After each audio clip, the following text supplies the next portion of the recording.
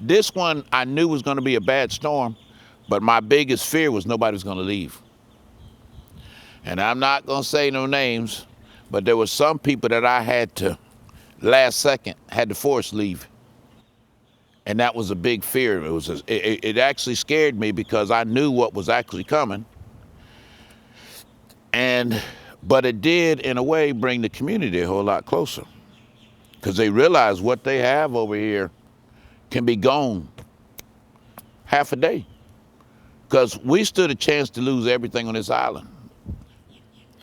I've been a tough guy all my life, but I'm gonna tell you what, I had situations every day. People have no idea. They thought we were just so relaxed, having the police, having a good time.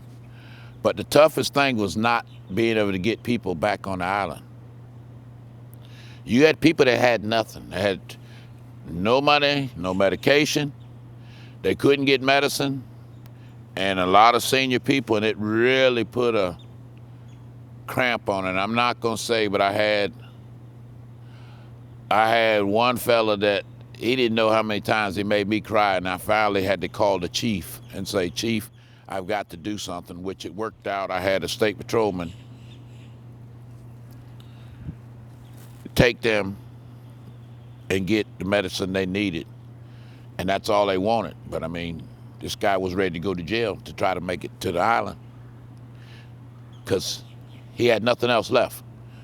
I mean, and you had to put yourself in his shoes. But the toughest thing was when you just helped this one, there was 200 people sitting at Parker's looking at you and realized you just helped this one, so why can't you let me? And I mean, it was tough. It was probably the toughest thing I had to do in my life, to tell people, I'm sorry, you can't. You know, people didn't realize the safety aspect of what was going on over here.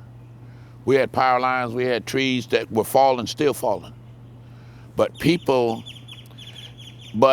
a lot of folks, it was their first time ever having to do anything, ever having to leave. And people say, well, they should have prepared. Who prepares? Nobody prepares. You know as well as I do, and just like me, I could have been one of them so quick. You know, because you can say what you want about preparing for a hurricane or this or that, but nobody knew what was really going to happen. But that was the work. I mean, that was, let me tell you something. I had chief, I had captains, I had everybody right beside me. We're getting cussed out like you never. I mean, I spent 20 years in the Navy. I ain't never get cussed out that bad in my life. And these are normal, great people that you see every day. People I used to see at the pier. I mean, they were cussing me, but it wasn't their fault. It was, you know, until you're in that situation, you don't know. But especially when you start talking loved ones, you're talking about somebody who's been married 40, 50 years.